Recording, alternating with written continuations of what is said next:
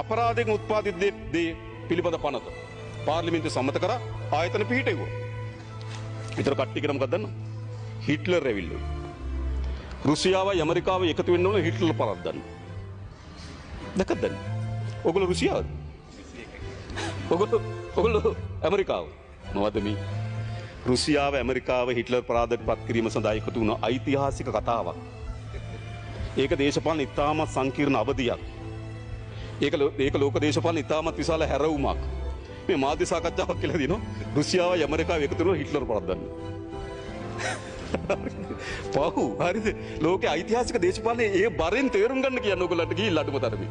හරිද? මොකද්ද දේශපාලන? හිට්ලර් අපි නීතිය ක්‍රියාත්මක කරන මතක තබා ගන්න.